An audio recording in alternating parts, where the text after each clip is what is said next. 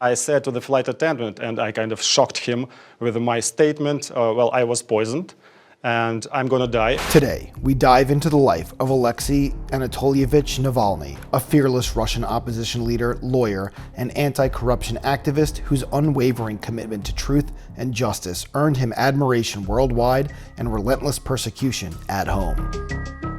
Born on June 4, 1976, in Putin, Russia, Navalny dedicated his life to exposing the systemic corruption deeply embedded in Vladimir Putin's government, challenging an authoritarian regime that ruled with an iron grip.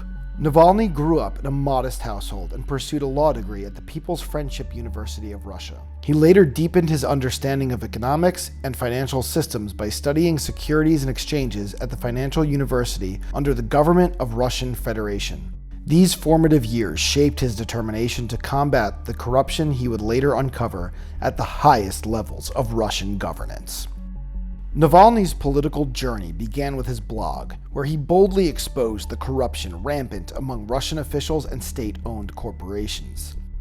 His sharp critiques of the ruling party, United Russia, labeling it the party of crooks and thieves, struck a chord with the Russian public and cemented his reputation as a formidable opposition figure.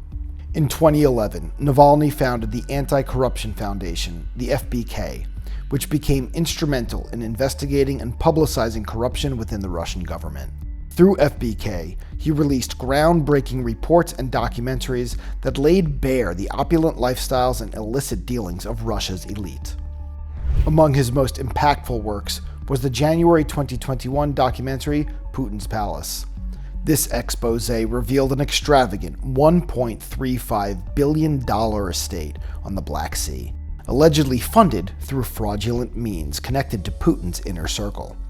The video amassed over 92 million views within a week and drew widespread international attention. Navalny's YouTube channel became one of his most powerful tools for reaching millions of Russians and the global community. Launched as a platform to share his investigations and political commentary, it quickly grew into a symbol of resistance against authoritarianism.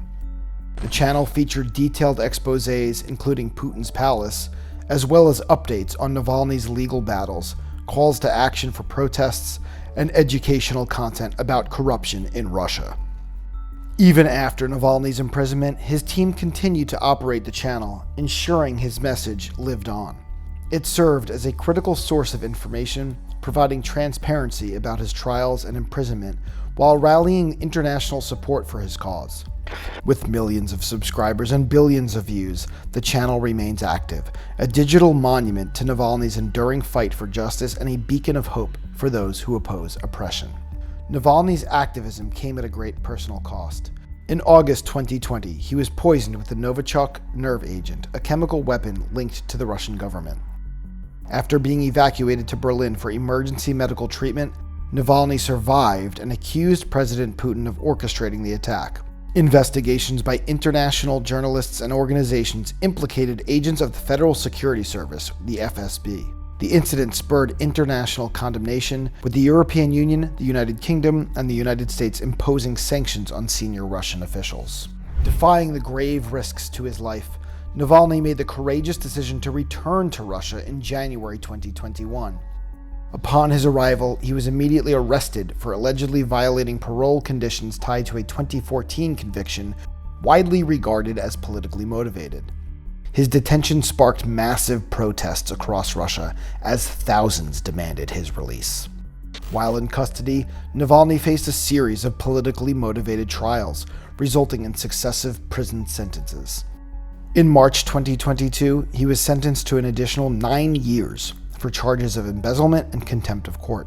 By August 2023, he faced another 19 years on extremism charges, effectively silencing him as a political figure.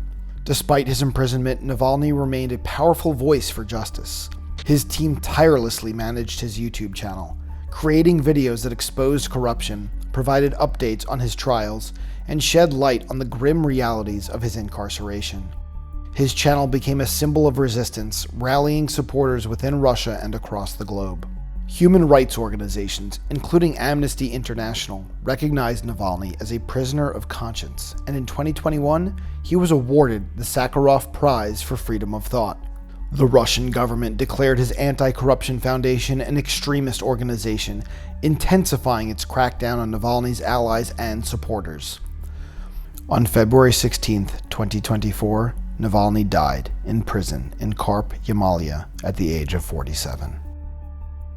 Official reports stated that he died from natural causes related to a blood clot and sudden death syndrome, but suspicions of foul play remain pervasive. His passing ignited protests across Russia and drew condemnation from international leaders and human rights organizations.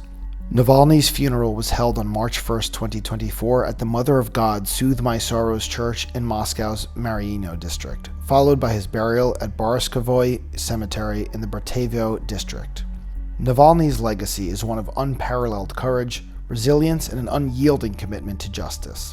His activism inspired millions, shining a light on the pervasive corruption that plagues authoritarian regimes. Till this day, Navalny's YouTube channel remains active, managed by his team as a beacon of resistance and a tribute to his lifelong fight against oppression. It continues to share his message, ensuring that his voice echoes long after his untimely death. Navalny's life stands as a testament to the unwavering pursuit of truth, justice, and human dignity, even in the face of overwhelming odds. His story serves as a beacon of hope, reminding us that the courage of one individual can inspire millions to challenge oppression. It is a call to action for all who dream of a freer, fairer world, to rise, to speak out, and to continue the fight for democracy and equality, ensuring that his legacy ignites change for generations to come. My message for the situation when I'm killed is very simple: not give up.